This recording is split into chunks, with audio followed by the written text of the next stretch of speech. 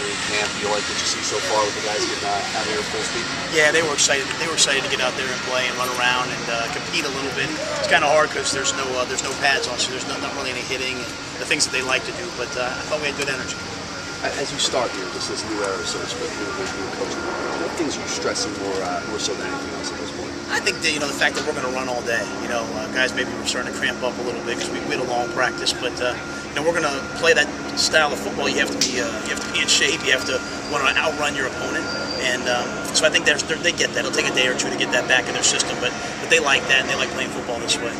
Are you sensing a lot of general excitement from the guys, from the staff, from everybody here, just getting this underway? Yeah, I think the biggest thing that I think our whole team feels, the seniors, the coaches, is that we're kind of in this together.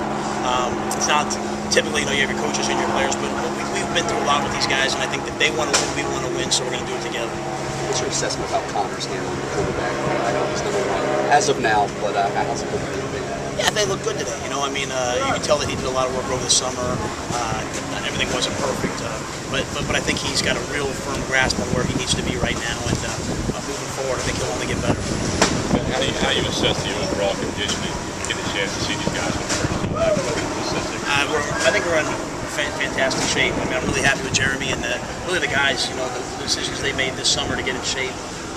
We ran up and down the field for 2 hours and 45 minutes, and that turf gets hot. That turf's usually 15, 20 degrees hotter than if you were on grass, and I thought our guys handled it well. So we look like we're in good shape. I think the freshman reporting and the whole team. Who are some of the guys that are becoming the leaders, kind of like the coaches on the field for you, getting everybody together this weekend and kind of showing the younger guys how to do it?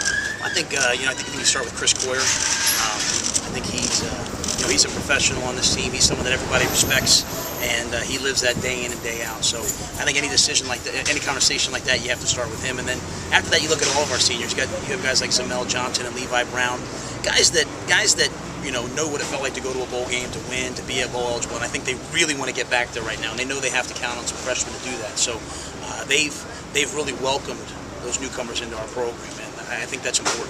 How critical is their friendship, Connor, Chris has been in just making this transition with Chris saying California with you, and helping Connor with line protection and all that stuff, and just that how they work with each other? Well, I think playing quarterback, it's the intangibles that matter. It's the little things that maybe don't always show up in the stat sheet. And Connor, I believe, has those.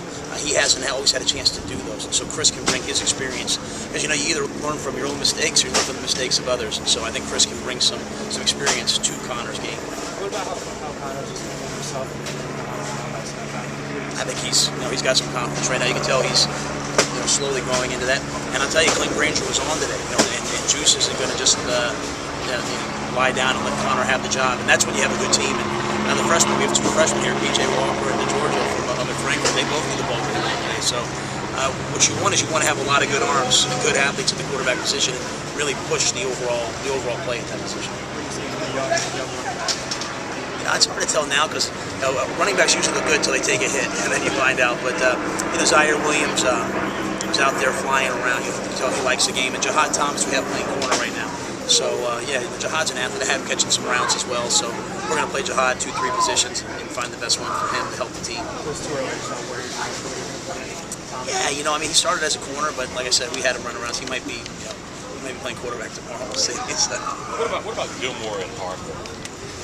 I think Kenny's the only back that we have of that type, the only big back, and he certainly understands the protections.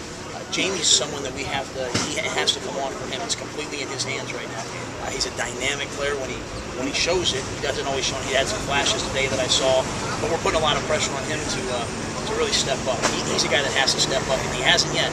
And we're hoping that he will as we get the pads on this next week or so. What about your receivers? The ball's play a lot of right. I just think their approach and their demeanor. Jalen Fitzpatrick probably caught 200 balls today. Ryan Alderman in drills, and we were out here early catching balls, and we had a chance to go down to the Eagles and watch some of the things they do pre-practice. We instituted some of those, and so it's just a way to get another 10, 15, 20 catches And I think those guys have bought into that. So I think that we have the right mentality at wide receiver. And even some of the young kids, Tyler Karpinski played the big 33 and walked on. And you see him out there, and he looks like another one that's going to be a good player. So we're just trying to build as much depth at those positions to get us through camp through the season. It looked like a lot of those, when you're doing throwing a lot of deep balls, you're getting a lot of guys open deep. Didn't connect on too many, I guess. Is that good news for the receiving corps? Maybe not so much the quarterbacks and D-backs. Yeah, I think one of the things is some of those drills, sometimes we're throwing them here into the fence, and so I think it gets a little bit nerve-wracking. I forget how strong Connor's arm is. I have to move it back. It's like anything else. I mean, the one hard thing about when you practice the way, sometimes as fast as we do, and you never know who's throwing to who and who's going against who. So you really can't assess one side against the other, I think, until you get to the scrimmages.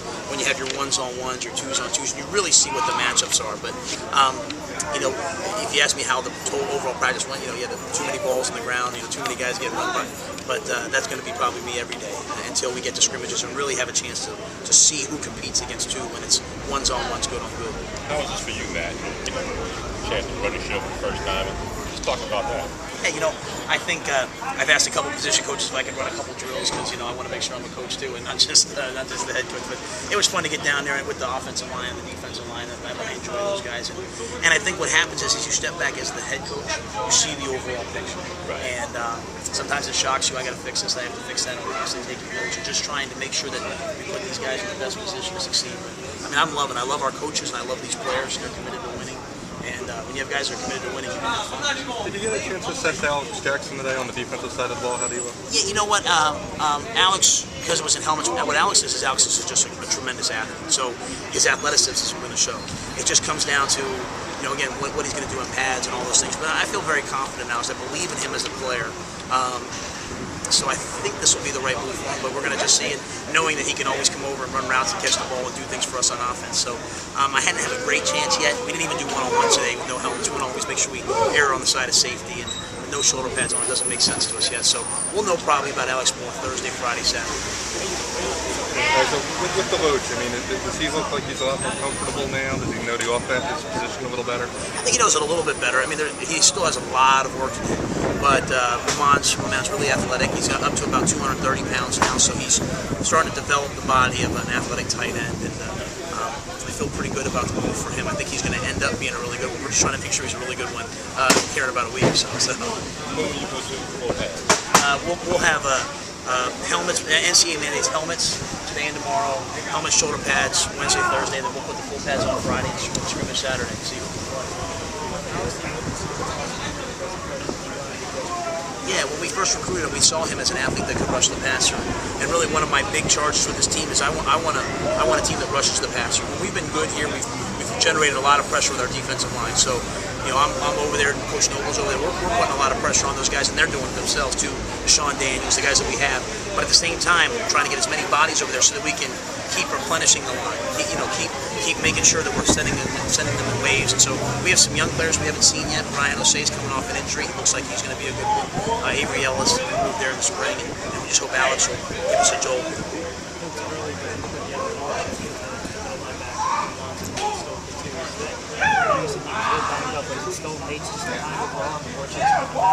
It's hard to tell until you get the pads on. But we do a lot of things now based upon who knows the offense, who knows the defense, who can make the right checks. We can't play simplistic offense and defense. We have to be more pro-based. We have to so we need our players to know exactly what they're doing. And so especially at the middle linebacker position, the quarterback position.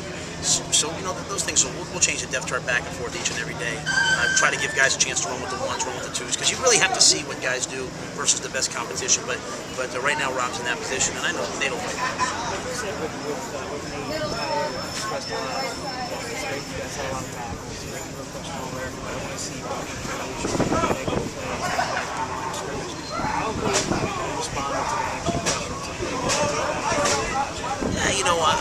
I think Tyler has bought into that. I think you can see in his body, where he was 217 last year, he's about 230 right now. So he understands he has to make himself into a physical football player to win in this conference. And so I think you see him growing and developing as a football player, and I think he will.